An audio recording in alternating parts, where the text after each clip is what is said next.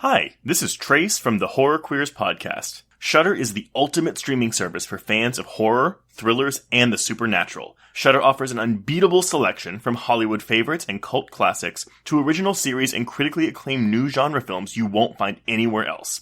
Explore the best collection of horror that pushes boundaries, showcases bold, original storytelling, and offers something new to watch every week. Available ad-free and through the platforms you're already on. Shudder. So good, it's scary. Sign up at shudder.com.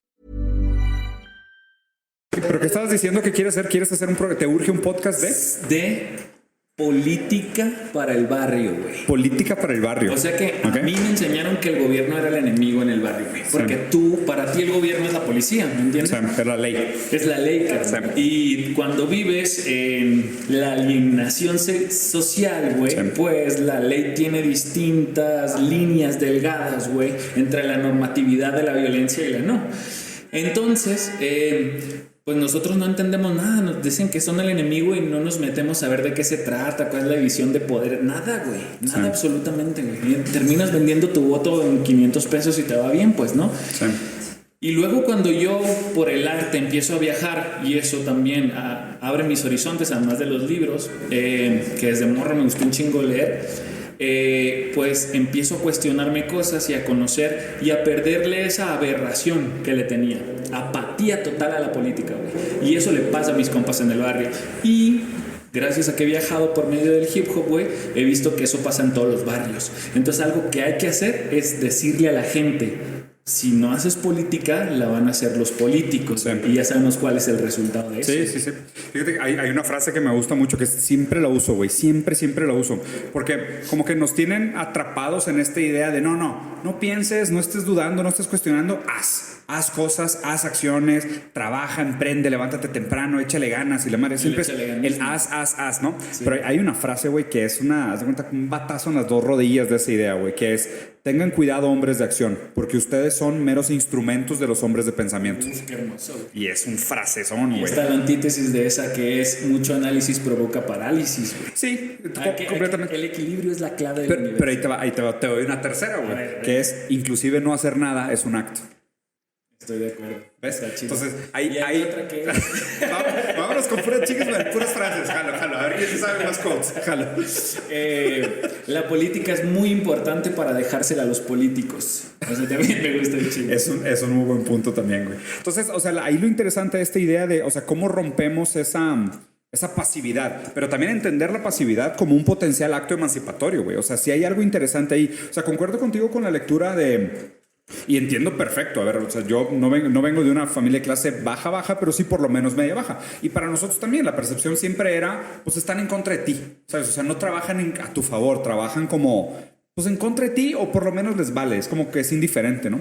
Y lo complicado es que creo que el error de la academia siempre ha sido pensar que los temas intelectuales son demasiado importantes para bajarlos al pópulo. Sí. ¿Sabes? O sea, como para bajarlo a la voz popular, al día a día, al cotidiano. Y de hecho, ahorita que estaba platicando, y una de las cosas que más quería platicar contigo es esta idea de otro de mis filósofos favoritos, dice: somos tan no libres porque no tenemos ni siquiera las palabras para articular nuestra falta de libertad. O sea, ahí te va. Somos libres específicamente porque no podemos explicar por qué no somos libres. O sea, nuestra incapacidad de darle sentido a un sufrimiento, a un dolor, a una injusticia, a una causa mal representada, a un abuso de poder, sí. Nuestra incapacidad de explicar el por qué me molesta lo que me molesta, sí. Es gran parte del por qué no podemos hacer nada al respecto. Sí. ¿Sabes? Entonces, muchas veces, o sea, y Lacan decía, la palabra mata la cosa. Porque cuando tienes un monstruo, un trauma, y hablas de ello, al momento de hablar de ello, eres obligado a simbolizarlo, sí. a transferirlo al mundo de lo físico, ¿no? Pero para eso primero tienes que entenderlo, güey. Claro. Y entonces, mucha y la mayoría de mi raza en el barrio, güey, no entiende lo que le está pasando. Sí. No entiende lo que le atraviesa, ni los cómo ni los porqués. Sí. Entonces, la primera misión, para mí, porque cada quien trabaja en su trinchera, sí. También lo aprendí de Kant, güey. Kant me dijo, porque yo decía, güey, hay un chingo de luchas sociales, güey. A mí me prende muy cabrón lo que le está pasando a las morras, lo que está pasando con los indígenas, lo que está pasando con los migrantes.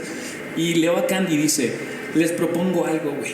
a los seres despiertos, por decirlo de una forma, ¿no? Trabajemos cada uno en su espacio-tiempo, güey. Sí. Entonces yo trabajo en mi espacio-tiempo desde mi trinchera, lo que mis dones y mis habilidades me permiten aportar, o por lo menos intentarlo, güey. Sí. Entonces yo creo que lo que yo puedo hacer es hacer cuestionar a los individuos y bajarles herramientas, güey. Digo, obviamente siempre hay una pretensión, en la intención del ego, no sé de qué chingados, pero es lo que honestamente creo que el sentido común me invita a hacer, güey. ¿Me explico? Ahí te va. Y concuerdo contigo, y de hecho, qué raro que uses la palabra herramientas, ¿no? O sea, yo pasé por muchas épocas y la neta, o sea, me pasa mucho que leo y cambio de opinión. Claro. Y la neta es lo que más le recomiendo a todo el mundo, güey. El que no lo haga, que se revise. Sí, güey. O sea, si estás leyendo y no estás cambiando de opinión, estás leyendo los libros equivocados, güey. Me dicen, eso está bien chido porque tiene mucho que ver. Acaba de pasar ayer. Güey, tu nuevo videoclip ya no es lo que eras, güey. A mí me gusta el Danger del 2012, bla, bla. Y yo, güey, Simón, o sea, y no va a ser lo mismo en 5 años. Claro, güey. güey. Si tú sigues pensando igual, güey. El peor es tú, compadre. Sí, claro. Eso güey. creería yo. Sí, sí, sí. De hecho, Michel Foucault, que es también un pensador muy controversial, pero también brillante y fundamental para entender principalmente el momento en el que estamos ahorita. Michel Foucault, en una entrevista muy controversial sobre un cambio de opinión que tuvo, él dijo así directamente al entrevistador, le dijo, güey, ¿tú crees que yo leo tanto para no cambiar de opinión? Claro. O sea, es imposible, es que sería hipócrita, o soy un pendejo, o no estoy leyendo los libros correctos. Pero, o sea, real, una persona no debería de sobrevivir un buen libro. En el mejor de los sentidos. O sea, tú deberías de ser capaz de mantener un cierto nivel de flexibilidad como para decir, leí algo nuevo y cambié de opinión. Pero lo que iba con esto, con la palabra que dijiste de darles herramientas a la gente. Uno de mis pensadores favoritos ahorita, Deleuze tiene una frase bien chingona que dice, no sirve de nada caer en desesperación, pero tampoco nos sirve de nada ser esperanzados sobre un futuro utópico. Lo único que podemos hacer es desarrollar armas de resistencia. Okay. Entonces, estas armas de resistencia es un poco lo que decías de la postura kantiana, que es, oye, pues cada quien en su trinchera, cada quien en su batalla, cada quien en la lucha que decida que le es más urgente, que le es más importante, lo que hay que hacer es ver cómo desarrollamos armas de resistencia, ¿no? Y crea que es útil también. Bueno, y justo ahí, el rap como arma de resistencia. Sí. ¿Sabes? O sea, el poder articular las palabras de una manera o usar las palabras en sí como arma de resistencia, ¿sabes? Porque, o sea, me parece que hay muchas ideas que cuando se ponen en este formato, y siempre ha existido como un antagonismo raro entre la poesía y la filosofía, porque la poesía de alguna manera parece que hace filosofía, pero lo hace de una manera que suena convincente y suena congruente por la rima, por la estructura, por el rigor de las barras y demás. Y la filosofía realmente no. La filosofía lo que le importa mucho más es la estructura rígida del argumento y no tanto la belleza con la que se expresa, ¿no? Y han habido diferentes filósofos. O sea, a lo mejor Nietzsche era mucho más lindo de leer en sus aforismos que un cabrón como Hegel, que la neta, güey, a menos si no estás poniendo 120% de tu atención, a lo mejor no vas a entender. Claro, tienes que irte palabra por palabra. Sí. Y por otro lado, la rima, la lírica, el bardo, ¿sabes? Esto, sí. Toda esta idea de los cantos, de las ideas que se pasan porque son pegajosas en su forma, no solo en su fondo, sirven también como herramienta, pues casi propagandística, que puede ser usada en el mejor o en el peor de los sentidos. Pues por eso existen los jingles de las canciones, los punchlines de los comerciales. Pues no, un arma es un arma y depende de las manos de quien estés. Exactamente. Se utilice, sí. La rima nace como una mnemotecnia, una necesidad de memorizar las cosas, güey, ¿no? Y luego vienen pues los rapsodas y todos sus derivados que vienen a contarle al pueblo lo que está sucediendo, ¿no? Entonces yo creo que desde el principio la responsabilidad de la palabra en el versador o el palabrero es comunicar, güey. Sí. Eso creo yo. Pero también yo soy mucho de las libertades. O sea, si un artista me dice, güey, yo hago esto por estética, suena chilo, me gusta, es audible, no quiero que me ponga a pensar, ni quiero poner a pensar a nadie, y gusta, está chilo. Sí, es válido. Pero yo veo al arte en general como eso, güey. Porque los artistas ya decidimos arriesgar la vida en lo no seguro, güey, ¿no? Que ahora ya, creo que eso ya cada vez pierde más sentido, pero si ya estás arriesgando tu vida intentando sobrevivir del arte, también eso te da más tiempo y espacio de reflexión. Por eso creo que el arte y la cultura siempre han sido los que traen o comunican los cambios, güey. ¿Me explico? La filosofía necesita tiempo para existir, güey. Y siempre llega tarde. El individuo que tiene tiempo para pensar es un individuo que no esté siendo oprimido todo el tiempo por el sistema. No, a ver, partimos del hecho de que el tiempo libre y el ocio es un privilegio. Claro. O sea, y eso que comentas también de que pues, el artista que toma este riesgo de ser un outlier o de trabajar en una profesión que es de alto riesgo y comentas qué está pasando, digo, la verdad, o sea, pues Pues tal vez sí, tal vez no. O sea, sigue siendo una escasa minoría la que triunfa o la que se puede sostener de hacer lo que le gusta, que es rimar, que es trabajar con música y demás, ¿no? Igual que dedicarse a la divulgación. Sí, o sea, trabajar como comunicador, pues me parece todavía que es un altísimo privilegio. O sea, el pico de la pirámide creo que se hace cada vez más tenue y más afilado en la cantidad de gente que dice yo me puedo dedicar a esto y y es lo que me gusta. Pero invariablemente creo que sí hay algo muy noble en el sentido de, o sea, cómo damos nosotros esas herramientas para que la gente pueda usarlas o pueda hacer uso de ellas, ¿no? Y la responsabilidad de decir, nuestro trabajo es hacer como esa traducción de lo abstracto, elevado, lo contemporáneo, lo moderno, lo nuevo, y hacerlo accesible para esta gente que, como decíamos al principio, que está atrapada en una realidad sobre la cual ni siquiera puede articular su frustración porque no tiene ni las palabras o no entiende qué es lo que le duele, güey, ¿sabes? O sea, eso es lo que me pasa mucho. Por ejemplo, siento que ahorita venimos saliendo de pandemia, ¿no? Saliendo, tercera ola, lo que tú quieras.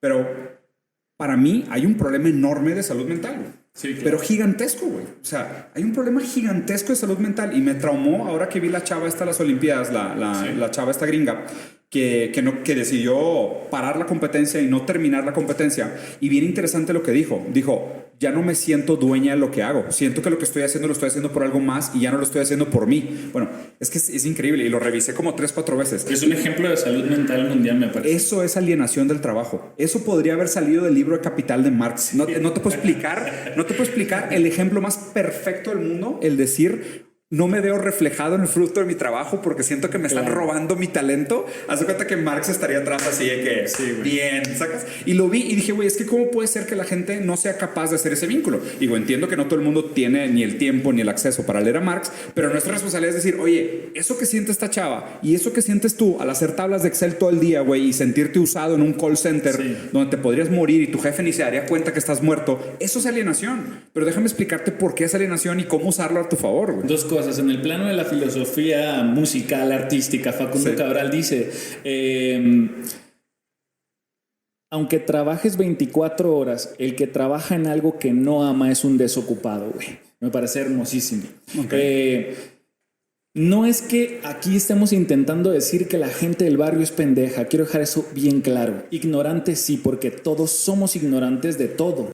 Entonces, yo no decido en qué voy a ocupar mi espacio, energía mental, y decido que va a ser en eso porque tengo el privilegio de saber, de decidir en qué administrarla. Sí. El problema en el barrio es que si la gente está sobreviviendo el día, güey, está trabajando en la fábrica, en el call center, está en un entorno desfavorable, güey, pues no tiene esas posibilidades. ¿No? Exactamente. No sé si habías escuchado el término mentalidad de escasez. No. Y digo, perdón, o sea, seguramente si la gente había visto otro video mío, lo digo bastante, pero es un término importante. Y a lo mejor, y digo, nunca sabes, ¿no? Siempre tengo este pensamiento como en la parte de atrás de mi cabeza de todos tus videos puede ser el primer video de alguien, ¿no? Y está bien repetirse, güey, porque repetirse al final es estar diciendo que sabes lo que estás diciendo. Sí. Y si es importante el mensaje, pues, güey, hay que repetirlo. Bueno, entonces, disculpen el déjà vu, pero explicando mentalidad de escasez. Mentalidad de escasez es un fenómeno muy bien analizado por la comunidad psicológica que habla de la capacidad de aprendizaje que tiene el humano cuando está en condiciones de alto riesgo, de alta violencia o de supervivencia, ¿no? Entonces, esta idea de, a lo mejor tú sabes nadar, pero si yo te agarro y te tiro en medio del océano Atlántico, por más que sepas nadar, te vas a ahogar, güey, ¿okay? Para bajarlo a números es esto. Una persona que está en mentalidad de escasez y es no tener suficiente comida, no tener seguridad, no tener techo, vivir con miedo, no tener papás en sus casas que le puedan ayudar, tener que preocuparse por algo más que no sea la educación, como trabajar, lo que sea. Cualquiera de estos factores te pone en mentalidad de escasez, ¿okay? La gente que está en mentalidad de escasez solo aprende 7 de cada 10 cosas que le enseñes, ¿okay? Entonces, ¿cuál es el problema con esto? Invertir en educación para la gente que tiene condición de miseria es tirar dinero a la basura. De hecho, no es que los pobres sean ignorantes. No es que sean ignorantes porque son... O sea, no es que porque eres ignorante eres pobre. Al revés. Porque eres pobre eres ignorante. Y no es que los ricos porque son inteligentes son ricos. No. La riqueza te hace inteligente. O sea, la opulencia, el tiempo de sobra, la seguridad, la no desesperación, la capacidad de tomarte el tiempo para tomar las mejores decisiones es lo que hace que seas capaz de educarte. O sea, sí existe una proporcionalidad entre el dinero y los títulos, pero es al revés. No es mientras más títulos, más riqueza. Es mientras más riqueza, más títulos. títulos. Claro. Entonces ahí viene un dilema muy complejo que es el del huevo y la gallina, ¿no? Que es decir, oye, pues es que a la gente de escasos recursos, a la gente de pobreza extrema, hay que educarlos. No, güey, si no los ayudas primero en su vida material, si no haces que los barrios sean un poco más seguros, que tengan iluminación, que los chavos puedan caminar hasta la escuela, que puedan hacer la tarea sin que se lo agarren a madrazos, sin que tengan que salir a jalar, no sirve nada enseñarles, porque literal, 7 de cada 10 cosas que les vas a enseñar se les van a ir entre las manos y no tiene nada que ver con su capacidad, güey. Y para cerrar el punto, hay una frase que siempre, güey, me rompe el corazón, güey, que la dijo una persona que estuvo nominada al Nobel, que es: no me impresiona tanto la inteligencia de Einstein, me preocupa pensar toda la gente con la misma capacidad que nunca aprendió matemáticas. Totalmente. Las matemáticas no entran cuando tienes hambre. Sí. Ahí te va. Le llamamos factores de riesgo en el activismo, güey. Mi utopía es encontrar qué estímulos hacen que en una familia de 8 en el Florido, en Tijuana, güey, que es la periferia, ¿no? Los puntos rojos que están en el mapita. En el mapita. Sí. La estadística, ¿no? ¿Por qué de 8 hermanos, güey? Uno de ellos logró un éxito personal. Solo por hacer así una aclaración rápida, para mí el éxito debe ser el éxito individual. Movilidad social, ¿no? Si alguien quiere ser el cuidador de un faro, güey, y lo consigue, eso es éxito, aunque para el capitalismo no sea éxito, ¿vale? Porque ese individuo logró ese éxito social y los otros 8, hay 3 en la cárcel, a 2 los mataron, a otros viven vidas de las que no son felices. ¿Dijiste uno de 8? Uno de 8, okay, ¿no? Yo tengo amigos, güey, que he conocido en el camino del activismo, del arte, de la duda, le digo yo, al camino, que vienen de esas familias, ¿no? Yo vengo de esos lugares y de esos contextos. Y yo creo que hay unos factores claros. Uno de ellos es adultos que te dicen que puedes ser quien tú quieras ser, güey, que puedes hacer lo que quieras hacer, güey, y que te ayuden a cuestionarte, que te siembren la semilla del criterio. Eso es bien importante. Otro factor bien importante es tener algún libro alrededor, güey, o fuentes de conocimiento. Yo digo libros porque para mí son un fuente directo de gran conocimiento. Pero si yo puedo saber qué otros estímulos hicieron que esa gente que creció en el mismo lugar, güey, oyendo las mismas cosas, comiendo la misma comida, si es un factor con el que nace, si es biológico, entonces la vida es demasiado injusta, güey. Si es un factor social, de un estímulo que podemos dar, entonces hay que encontrarlo porque podemos replicarlo, güey, y darle ese estímulo a todos, güey, ¿no? Okay. Ahí te va. Si me permite hacer como un análisis complementario al que dices, ¿no? Porque yo a grandes rasgos estoy de acuerdo con la manera como lo comentas, y de hecho qué raro que hayas usado el ejemplo de uno de cada 8, güey. ¿Es anécdota real o es estadística? No tengo idea. Desde hace mucho no sé de dónde salió. Es estadística. O sea, lo más raro de esto es que es estadística. ¿Y por qué digo que es estadística? Ahí te va. O sea, la idea de movilidad, para mí, éxito es movilidad social. O sea, como papá, ahora que tienes hijo, y felicidades, güey, por tu entrada a la vida familiar tradicional, güey. Como papá, la neta... ¿Qué es la movilidad social así en 10 palabras para que toda la gente... Pasar de clase baja a baja, de baja a media a media alta. O sea, subir, que tus hijos tengan mejor vida que tú. Okay. O que tú tengas mejor vida que tus papás. Sí. Eso es éxito. Éxito es lograr subir el escalón, dar un pasito. De calidad de vida y no de dinero en el banco, aunque se parezcan. Obviamente, lo que pasa es que están directamente vinculados. Sí. O sea, porque la salud cuesta, la casa cuesta, la educación cuesta, todo cuesta. El dinero como un medio, ¿no? Como sí, es totalmente, ¿no? Porque pues, el dinero claramente no es un fin. O sea, no existirían suicidios de celebrities. Sí, o sea, no existiría suicidios de celebrities si el dinero fuera el fin de todas las cosas. O sea, dinero les sobraba y aún así se dieron un tiro. Entonces, o sea, no hay... Esa correlación es una estupidez. Y aparte hay otra cosa muy grave. El índice de felicidad como promedio mundial está estancado desde hace casi 50 años. El índice de felicidad global está estancado desde hace casi 50 años. Qué triste, güey. ¿Ves? No, güey, está cabrón. O sea, porque dices, güey, es que hemos progresado mucho como sociedad y ahora tenemos drones que entregan pizzas media hora. Sí, pero y puedes pedir dildos de colores en cualquier lugar del mundo y te llegan en 15 minutos y puedes bajar streaming de todas las películas que quieras y tienes todo en tu celular, pero seguimos siendo igual de felices. Entonces, ¿para qué? ¿Sabes? O sea, yo por eso siempre pongo en jaque la idea de progreso, porque, o sea, si alguien me va a defender la idea de progreso, yo siempre pregunto cuál es el objetivo del progreso. O sea, ¿a qué tipo de sociedad si no es bienestar, no me sirve tu progreso. Pero entonces, exacto. Entonces, si vamos a regresar a bienestar, pues yo te diría, güey, pues es que es mucho más útil $1 en la mano de una persona que no come a $1 en la mano de un vato que está desarrollando una tecnología para ir al espacio. O sea, tendrías que ver la utilidad del dinero y dónde rinde más ese dinero en términos de un retorno de inversión para el bienestar del mundo. ¿Okay? Sí. Pero sin desviarme, hablando de lo que comentabas de esta estadística, ¿no? De que 1 de cada 8 logra como romper el esquema. ¿Okay? Sí. tu análisis es un análisis todavía individual, como diciendo, el individuo es en su mayoría, porque obviamente no es blanco y negro, o sea, existe una mezcla entre contexto e individuo, entre sociedad e individuo, ¿no? Tu análisis todavía le pone una mayoría de la carga al individuo, como diciendo, es que él leyó, él tuvo acceso, él a lo mejor tuvo mejor relación con sus papás, él tuvo uno, pero es un tema individual. Pero los estímulos son externos, güey. O sea, yo te estoy diciendo que tenemos que ver qué hizo el colectivo para que ese individuo tuviera eso, ¿no? Justo por eso se me hace raro tu ejemplo de 1 de cada 8, porque se parece mucho a la estadística. O sea, casi creo, yo te podría, no cuestionar, pero dar la razón, pero desde el otro ángulo. Pero te podría dar la razón desde otro lado, como diciéndote, sí, claro, 1 de cada 8, igual que el índice de movilidad social, que es como de un 20%. O sea, por estadística te digo que más o menos un 20%... Pero ¿qué nos sirve? O sea, ¿cómo lo cambiamos? Es el pedo, entonces, ¿no? ahí te va. Lo que pasa es esto. Tú dices, bueno, es que tu tesis sería, si todos ellos tuvieran los mismos estímulos individuales que el que subió, todos subirían. Es que no hablo de su... Yo, la neta es que no... Todo es éxito, lo que sea éxito. Okay. Sí. ¿Sabes cuál es el problema? Que tú dices, bueno, vamos a suponer, todos ellos tienen libros, cuidado de los papás, un cierto nivel de bienestar, ok, pero luego tienes que contrastarlo con el otro lado de la moneda, que son las oportunidades reales. Sí. O sea, si hay oportunidades y hay gente preparada para acceder a esas oportunidades, pues hay más gente capaz. El problema es que venimos de hace años aumentando el índice de escolaridad con los salarios congelados y reduciendo el número de oportunidades. Entonces, ¿qué pasó? Se hizo una inflación en el sistema educativo. O sea, antes era, güey, nuestros papás, tenías carrera, ya chingaste, güey. Sí. Ya chingaste, tienes trabajo para toda la vida. Si quieres trabajar 60 años en la misma empresa, vas a tener jale. Ahorita es de que sales de la carrera y es de que, la madre, ¿qué voy a hacer, güey? Es de que, vato, ponte a estudiar cursos, métete un segundo idioma, chíngale con un talento adicional o véntate una maestría, endeúdate, güey, porque pues qué, la barra se va levantando. Sí. Porque la tesis siempre fue esa. Mientras más capacitemos a los individuos van a ser más competitivos para entrar al mercado laboral. Pero si esa capacitación no viene acompañada de un incremento en las posibilidades de crecimiento real, lo único que pasa es que es inflacionario.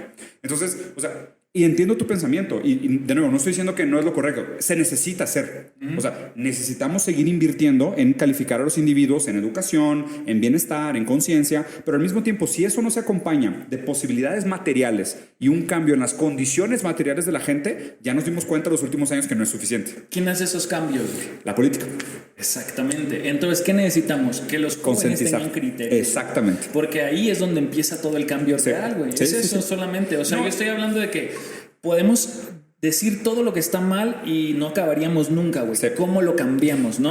Protesta con propuesta es la idea que traemos desde el barrio. Pues, ¿no? Y me encantó como lo comentaste antes, que es, o sea, aunque tú no participes de la política, la política decide por ti. Claro. O sea, no hay nadie afuera de la política, ¿sabes? O sea, si vives en un país y tienes una identificación, todo lo que pasa alrededor de ti tiene que ver con política. O sea, la política pública es tan determinante como hay focos en tu calle o no. Sí. ¿Sabes? O sea, si tú no estás consciente de cuál es la relación con la manera como tú pagas o no pagas impuestos y cómo la gente te representa o no te representa, lo siento mucho, pero tu negligencia es indiferente para el funcionamiento del Estado. Eso es un problema real. Lo complicado es, o sea, cómo le hacemos que la gente no venda su voto por 500 pesos o mínimo entienda un poco mejor dónde le conviene poner su confianza, cómo escoger mejores representantes, participar del debate público, no caer en la trampa de la propaganda de publicidad y medios masivos. O sea, ahí es donde creo que, y regreso como a la pregunta original, o sea, el rap de alguna manera empezó como un lenguaje muy urbano, o sea, como un lenguaje subversivo, ¿sabes? Como contra el poder en algún sentido, ¿no? Sí, no, güey, es que lo hemos romantizado mucho. Hay claramente una versión del rap que sí nace así, pero hay otra versión del rap, pero es por el mero momento político, güey. Claro. Estás hablando del sur del Bronx, estás hablando de centrificación, se queman todas las casas de los ricos, se quedan ahí, se hacen los block parties, güey. El arte de calle. Ahí crece todo el contexto, Simón. Pero en realidad también viene de la fiesta, que los morros querían fiesta y expresarse y descubrieron estas herramientas. Totalmente. Entonces está chilo si los raperos no quieren tener este contexto político. Lo que yo creo es que el individuo, no el rapero, el artista. Si el individuo no lo entiende esto, güey, de que la política nos atraviesa a todos, güey, de que eso depende de lo que come su mamá hoy, güey, ¿me entiendes? Entonces vamos a seguir donde mismo. Sí. Por eso es tan importante entender que si los grandes cambios y las decisiones se hacen ahí, tenemos que o llegar ahí o hacer la presión social necesaria para que se haga lo que queremos que se haga. Sí, y aquí pregunta directa, o sea, por ejemplo, ¿cómo surgió tu proyecto de hablar de estos temas controversiales en formato de rap? Yo crecí con Canal 11 como el canal cultural que veía porque la tele no estaba bien vista en mi cantón, a pesar de crecer en un barrio desfavorable, crecí con adultos con criterio, güey. Sí. Entonces era lo único que veíamos y a veces caricaturas en otros lados, ¿no? En otros canales, pero era televisión pública. Entonces de repente me hacen la invitación, Gibran Ramírez, que es un político a la izquierda, me dice, oye, voy a hacer un programa. No, yo no lo conocía, él me vio en el metro porque hay algunos videoclips míos en el metro, en las pantallas. Me dice, pues me dicen que meta algo al inicio, güey, un comediante o algo, pero la neta yo he visto lo que haces, me gusta mucho tu criterio y te ofrezco un espacio sin línea, güey, sin lo que quieras hacer, güey. Entonces yo le dije, yo ya lo estaba haciendo, hice un par para MTV, güey, había hecho un par de cosas similares, le dije, güey, quiero hacer esto, güey. Ya lo pensaba hacer de alguna forma en YouTube, güey, o en mis redes. Entonces dije, güey, Canal 11. Perfecto, güey. Conecta con tu infancia y todo el pedo, ¿no? Full circle. Estuvo muy bonito, güey. Sí. Y entonces eso me ha hecho, güey, imagínate, tengo que hacer uno cada semana, güey. Entonces eso me ha hecho hacer 3 días de investigación, güey, 2 días de creación y ir a ejecutarlo. Y eso me ha hecho aprender un chingo y crecer un chingo, porque yo era un apático de la política. He trabajado con el Estado desde hace 15 años. Con el Estado te hablo de que yo hago festivales culturales, tengo una especie de empresa no constituida cultural donde hago muchas cosas, güey, experimentales desde la oralidad y desde el hip hop, intentando hacer lo mismo, ¿no? Trabajo en el activismo en la calle, trabajo en cultura ahí y he trabajado con gobiernos de todos los estados, güey, haciendo estos proyectos. Mientras más frentes mejor, la neta. Lo que no hago es hacer publicidad partidista. O sea, yo no trabajo con partidos políticos. Y siempre he sido apático de la política, ¿no? Entonces trabajo con el Estado porque sé que esos son los impuestos que pago y que pagamos todos, güey, ¿no? Entonces digo, güey, que estos güeyes se lo chinguen o lo usen en otras cosas, lo pues bajamos mejor. Y usamos. Sí, claro. Eso ha sido siempre. Entonces conocía eso de la política, pero poco a poco haciendo esto, entendiendo cómo funciona la división de poderes, quiénes toman las decisiones, qué son los institutos, qué hace la corrupción, porque ese es nuestro cáncer en este país, güey, ¿no? Cómo se mete y hace que... Pero no solo la corrupción política. La corrupción cultural, como cultural. Sí, la corrupción privada también es gigantesca. Sí, totalmente. O sea, la sonegación de impuestos es un problema tan o más grande, güey, que el mal uso de los impuestos. Y entiendes los poderes. O sea, cuando entiendes de política internacional, güey, y entiendes la presión que es la política internacional y el poder económico, dices, órale, por esto estos güeyes no pueden hacer esto, claro, no se puede hacer esto, ¿no? O sea, yo creo que sería argumentable y me encantaría ver la comparación. Y de hecho, si no me equivoco, creo que Viri, una periodista, está trabajando en algo similar al tema. Creo que el agujero fiscal es tan grande en los grandes empresarios que no pagan impuestos por trampas a los políticos corruptos que hacen corrupción. Órale, güey. Es el mismo tamaño la deuda. Pero ¿sabes por qué? No escucha el sector económico no paga esos impuestos, güey. ¿Por qué? Porque corrompe al sector político que se los exige. Digo, aquí también es de nuevo huevo la gallina. O sea, por eso la corrupción es para mí el cáncer, ¿me entiendes? Sí, a ver, concuerdo. Lo que pasa es que todo el mundo dice, no, si viviera en Finlandia pagaría sin problemas porque en Finlandia si pago los impuestos los veo reflejado, ¿no? Lo cual sí, es correcto. Sí. Pero luego también le preguntas a la gente que, oye, ¿y si les aumentamos los sueldos a los políticos? Y la gente dice, no, güey, págales menos. Ok, estás haciendo que la corrupción sea más barata. Sí. Porque mientras más bajo el sueldo del político, más fácil es sobornarlos. Pero explícale a la gente que hay que subirle el sueldo a los políticos, te van a linchar, güey. Es imposible. Entonces, realmente, o sea, la metáfora más adecuada que he escuchado para este tema es que hay que pensar en el fondo público como una cubeta, ¿ok? El agua que le entra a la cubeta son los impuestos. Con esa agua tomamos toda agua para que se nos quite la sed. Hay 2 problemas. No le entra suficiente agua y la cubeta está toda agujerada. Entonces aquí, pues desde que, oye, ¿qué hacemos? ¿Tapamos los agujeros primero o le echamos más agua? Es que probablemente necesitas las 2 cosas, porque hay mucha gente con mucha hambre, mucha sed. Todos los cambios son integrales. Sí, lo que estábamos hablando hace exactamente, rato es lo mismo. Exactamente. Tienes que atacar todos los individual o sociedad. Los 2. Las 2. Exacto. Corrupción o problema privado. Los 2. O sea, la gente normalmente tiende como a simplificar estos debates y simplemente, es que quiero una postura. Porque en una postura te acomodas, te haces un hombre de paja, dices, este es mi argumento y tan. Pero para que te des una idea, 10% del GDP del mundo, o sea, 10% de toda la lana del mundo está parada en paraísos fiscales. 10%. Es un monstruo de dinero. De hecho, dicen que el pico de dinero parado en paraísos fiscales es prácticamente igual al pico de la deuda de los estados. Y por obvias razones. O sea, ya cuando te metes a un poquito más de economía, pues claro, güey, estos güeyes no están pagando y el estado se endeuda, güey. Claro. O sea, si estos vatos pagaran, no existiría tanta deuda del estado. Y luego, otra cosa que está cabrona, no me acuerdo exactamente el dato, pero en Brasil, y debe ser muy similar en México, la mitad de lo que nosotros pagamos como impuestos, o sea, de IVA, IMSS, ISR y así, la mitad de lo que nosotros pagamos de impuestos se usa para pagar los intereses de la deuda externa. Intereses de la deuda externa. Claro. No le hacemos ni cosquillas. Ni un pesito. No. Sí, es para pagar los intereses. Pero algo que te quería preguntar de tu trabajo. ¿Cuál ha sido de los temas que más te han gustado platicar? O sea, de los que investigaste y dijiste, güey, esto no tenía idea, este tema estuvo chingón. Güey, es que cada uno que... Como yo elijo de lo que quiera hacer cada semana, güey. Pero te dan libertad inclusive de los temas. todo, el espacio es mío, güey, totalmente. Ni siquiera me revisan. He hecho programas en vivo que nadie me pide letras anteriores. Está chilo. Gente podrá ver una línea de izquierda en Canal 11 en ciertos programas y yo estoy de acuerdo que existe. Yo no soy político ni defiendo ni a AMLO ni a Morena ni nada. Sí. Pero ¿de qué lado tienes el corazón? Del lado izquierdo y abajo lo tengo, eso está claro. Mucho menos a los otros, carnal. O sea, eso lo tengo claro. Pero creo que lo que yo hago no debe mancharse con defender con partidos ideología. políticos e ideologías de partidos políticos. Yo solo haría la separación entre ideología y partidos, porque concuerdo contigo que ya meterte al tema partidario sí es un mugrero, es un enlodadero, o sea, no sales limpio de ahí, pero ya hablando de ideologías... La política es muy sucia. Muy sucia, y principalmente en Latinoamérica. En Latinoamérica es un asco, güey. Yo sinceramente, yo evito la grilla del política del día a día porque no sales. O sea, una vez que metes el pie, no sales. No hay forma. No hay forma. Entonces, yo por eso trato también, y aparte también, como creo que hay demasiada gente que habla de la grilla, de la novela, del día a día, a mí no me interesa estar ahí. Yo creo que hay otro ángulo del cual muy poca gente está hablando. Yo prefiero hablar de ese. De acuerdo. ¿Sabes? O sea, yo prefiero mucho más que la gente diga de que, güey, es que, y te lo aseguro, 90% de la gente no sabe la diferencia entre izquierda y derecha. O sea, lo saben de manera popular, de manera propagandista, pero en el momento que les preguntas qué es, no te lo saben definir. Acciones específicas. Sí, no de te lo saben políticas definir. públicas. No, y te doy ejemplos grandes. O sea, yo he platicado con presidentes y expresidentes que batallaron para entender que mi discurso era de izquierda. Imagínate, güey. Claro. Presidentes. O sea, no tienes idea de... Tú engañas a la gente, aparte. Te ven blanquito, güey. No dicen nada, pues este güey no es de izquierda, güey. Este güey no es chairo. Sí, este güey es whitezican. Sí, güey. Sí. Soy brasileño para empezar, es lo chido. Si me ponen música, bailo capoeira, cabrón. Sí, güey. Algo bien interesante, primero importante es cuando decimos que la política es muy sucia y terrible y que tienes que tener mucho estómago para eso, güey. Es porque hablamos de la política de partidos buscando el poder. Todo individuo que está buscando el poder para su beneficio individual, güey, populista, es un asco de individuo que le afecta a todo en la comunidad. Entonces, existe otra cosa que es la política y todos somos políticos. No puedes escapar de eso porque todas tus acciones son una política.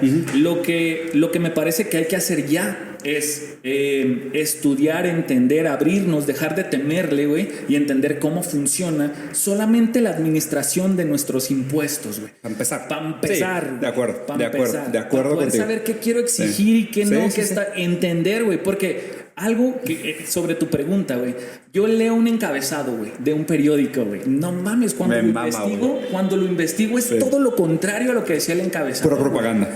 Machín, todo el mundo está en los medios de comunicación tirando ganchos, trabajando para su lado, barriendo para su lado. Entonces es bien difícil crearte una opinión individual, güey, si no investigas. Jamás. Compa, ¿tú qué crees que porque viste varios medios ya sabes algo? No, güey. Si no lo investigas, si no te metes, si no te pones a discernir de verdad, no lo has entendido. Y descubres cosas tremendas de cómo funciona realmente la política, de cuáles son los acuerdos no firmados, güey, los pactos no firmados políticos que al final son de la gente que toma las decisiones de nuestro día a día, pues, ¿no? Y una cosa más que me quedó en el tintero es muy noble lo que queremos hacer, güey, que creo que en eso coincidimos, de brindarle herramientas a los demás, güey, ¿no? A quien lo quiera agarrar. Yo no digo que quiero que pienses lo que yo te estoy diciendo, yo quiero que pienses, ¿no? O sea, te hago cosquillitas a la curiosidad. Igual. Y si te logro hacer curiosidad, gané, güey. Igualito. Bueno, ¿por qué lo hago, güey? Por mero sentido común. O sea, es algo, no es que uno crea que es la panacea, güey, que es el Mesías, que vienes a transformar. Yo he visto que cuando esos estímulos en el barrio de esa familia de 8, uno de esos morros, güey, despierta su conciencia, por decirlo de una forma, se convierte en un agente de cambio. Entonces, si podemos convertir a más entes en agentes de cambio, vamos a poder iniciar de verdad una transformación. Estoy 100% de acuerdo contigo y Marx también estaría 100% de acuerdo contigo. ¿Groucho o Karl? Sí, los dos. Probablemente los dos, porque es conciencia de clase. ¿no? O sea, es entender cómo funciona la dinámica social y de qué lado de la dinámica social estás y cuáles son los intereses que funcionan a tu favor y en tu contra, que es lo que la gente muchas veces no tiene claridad, güey. Y lo planteas muy bien como diciendo esta cultura de Twitter y de redes sociales que solo lee los encabezados y no tiene la paciencia para meterse, güey, a las tripas de las cosas para ver cómo realmente funciona, pues queda pues muy desabrigado. Y justo como la frase que dijimos al principio, ¿no? Lo que la gente tiene que tener mucho miedo es que si tú no piensas tus decisiones, quiere decir que alguien más las pensó por ti. Y yo siempre he planteado esta idea de que lo que a mí me gustaría trabajar y lo que creo que he estado trabajando es esta idea de despertar en la gente el pensamiento crítico.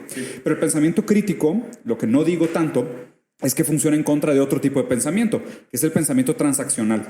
Pensamiento transaccional es lo que te enseñan a hacer a menos de que te pares para pensar, ¿no? Y lo que hablábamos al principio de que el no hacer también es un acto. Sí. El pensamiento transaccional, ¿te das cuenta? Tú agarras los encabezados y si lees 10, ya tienes una conclusión. Sí, güey. ¿Sabes? Porque el pensamiento transaccional es cabrón. Sí. Tú dices, es que si A le pegó a B y B le prestó a C y C le robó a E, bueno, pues entonces la respuesta es H, güey. Sí. ¿Sabes por qué? Porque el pensamiento transaccional casi te da la respuesta, güey. Sí. Y tú te sientes de que, güey, conecté 4 encabezados y ya sé qué pensar. Te están viendo la cara, güey. Sí, o sea, el pensamiento crítico es decir, ¿por qué me están diciendo lo que me están diciendo? ¿Por qué las cosas se me presentan de la manera como se me presentan? Sí. Y ya cuando cuestionas, inclusive los encabezados, es de que, oye, espérate, hay más, ¿no? Y resistirte a ese pensamiento transaccional es lo que deberíamos de hacer. Y fíjate que ahí inclusive hay herramientas poéticas y rítmicas que nos ayudan a hacer ese tipo de cosas, como cambiar las expectativas, jugar con la metáfora, o sea, hacer que la gente se saque de onda, güey, con el delivery, cambiar el punchline. Pensamiento lateral. Exactamente. Fíjate que creo que eso, y queda muy bien con esto, es que antes había una escasez de información. Ajá. Entonces la persona informada era la que leía el periódico, tenía el acceso a esas informaciones. Uh-huh. Ahora que hay una sobreinformación, güey,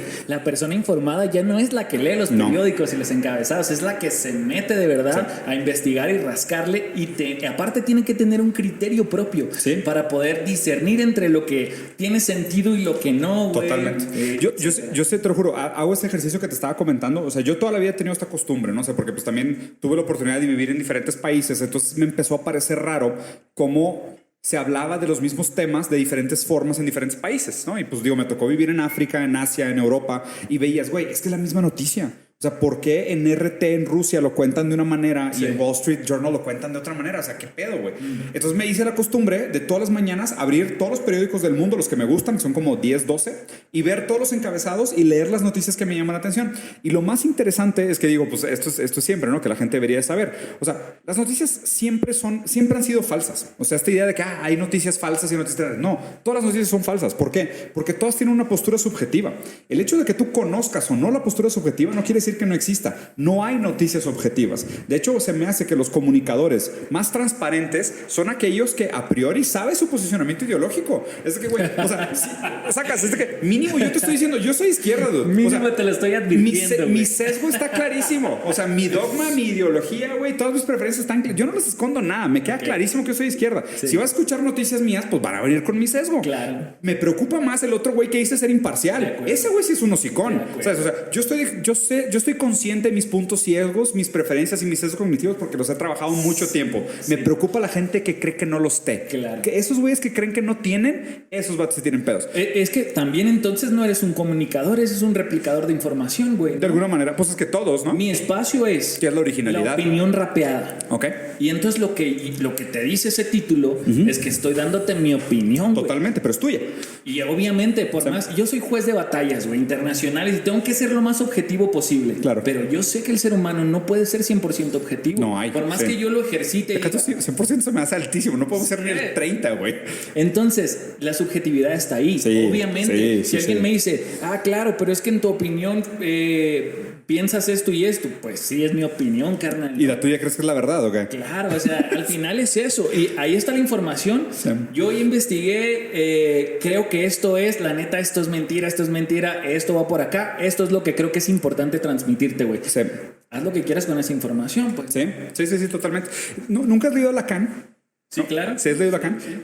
Se me hace muy interesante la manera como hablas y cómo te refieres al lenguaje, porque creo que la lectura de Lacan es algo que te... O sea, digo, si has leído algo de él seguramente entenderás, pero como toda esta noción de que, o sea, nosotros no hablamos el lenguaje, sino que el lenguaje nos habla a nosotros. Sí. Es muy distinto, ¿no? O sea, el ser humano se siente como dueño de las palabras cuando realmente es al revés. Las palabras son nuestras dueñas. Yo por eso le pongo tanto foco a agarrar muchos de estos términos que sé que son términos difíciles, que mucha gente dice que, ay, güey, este güey con sus palabras domingueras, güey, de 5 sílabas, pero las macheteo y las uso en 50 ejemplos y las meto en videojuegos, anime, películas, crítica de política y todo, hasta que la gente dice, ya entendí que es contingencia. ¿Sabes? De que, ok, ya entendí que es dialéctica. Ya entendí que es alienación. Porque pues te expliqué cómo Shrek habla de alienación, cómo Evangelion te habla de alienación, cómo la Olimpiada te habla de alienación. Sí, y es de que, ok, güey, entonces ya entendí que es alienación. Bueno, pues te acabo de ahorrar, güey, probablemente unos cuantos libritos para que tengas esa herramienta. Y ahora cuando abras tu caja de herramienta y digas de que no sé por qué me siento a la chingada en mi trabajo, ay, güey, estoy alienado. Yo creo que la terminología, que es algo que yo evito en mi trabajo, porque quiero que...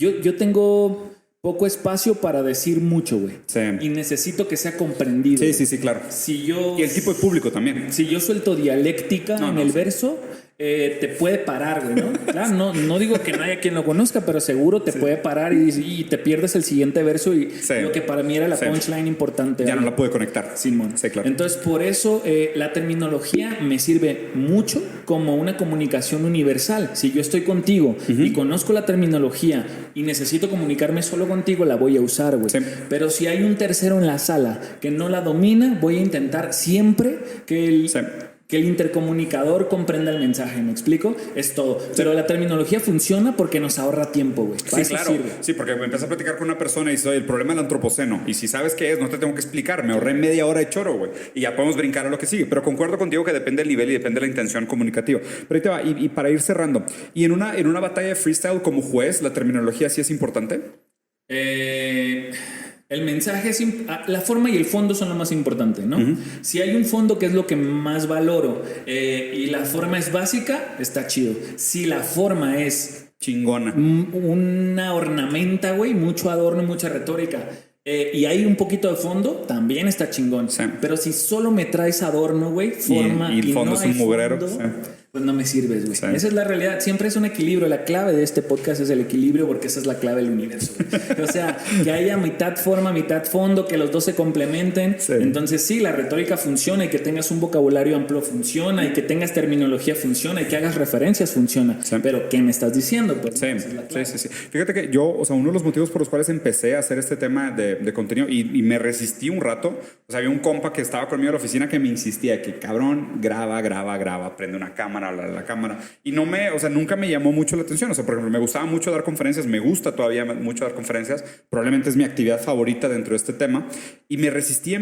Este vato me empezó a enseñar videos como diciéndome, te voy a enseñar algunos ejemplos de gente que hace lo que tú podrías hacer para que veas qué pedo. Y me funcionó, haz de cuenta, al revés. Yo los veía y decía, güey, qué hueva. O sea, qué ojete. Ya sé que no voy a hacer. Qué horrible. Es de que, no, y empecé justo con ese tema de que, güey, es que hablan bien bonito, pero lo que dicen de fondo es una cagada. Sí. Es horrible. Y deja tú, ni siquiera el fondo en el sentido estructura, o sea, ni siquiera fondo en el sentido de que si el contenido está bien fundamentado, sino por qué te dicen lo que te dicen. ¿Para qué? Sí, o sea, ¿cuál es el fin de ese? O sea, ¿para qué te están, qué es lo que quieren lograr con lo que están comunicando, sabes? Sí, claro. Y a grandes rasgos, o sea, lo que la gran mayoría de la gente te das cuenta que lo único que querían era lana. O sea, era lana, fama, reconocimiento, pero no buscaban. O sea, yo soy sincero. ¿Yo qué quiero lograr? Yo quiero lograr que la gente tenga herramientas para participar de un proceso emancipatorio. O sea, eso es lo que yo quiero lograr. Si tú me dices, Diego, ¿qué chingado le estás tirando? ¿Cuál es tu tirada? Güey, yo le estoy dando a la raza herramientas verbales, políticas, sociales, económicas, de pensamiento crítico. Yo le estoy dando a la gente herramientas para que todos puedan participar de un gran colectivo que necesita ciudadanos listos para hacer un proceso emancipatorio. Eso es lo que yo quiero hacer. Yo tengo clarísimo mi meta, güey. Ahí hay un tema bien profundo que es la emancipación anárquica y luego qué, pero no me voy a meter en eso porque no nos alcanza el tiempo. Sí, ¿no? Sería otro podcast. Yo también quiero herramientas, bajarle herramientas a la gente para que decidan qué quieren hacer con conocimiento. Exactamente. Que estén preparados para cuando, o sea, cuando se den las oportunidades, mínimo que estén un poquito más armados para tomar las decisiones correctas. Uno de esos güeyes descubre lo que tú y yo no hemos descubierto. Exactamente. ¿No? De eso se trata, ir empujando la rueda, güey. Subirse en los hombros del que sigue, porque a lo mejor el que viene, güey, ya con esos estímulos o esas herramientas, güey, dice, güey, no habían visto esto. Sí. Güey, para eso lo hicimos. No, güey. y está con, o sea, ya me está tocando que ya estoy viendo canales de banda que me seguía.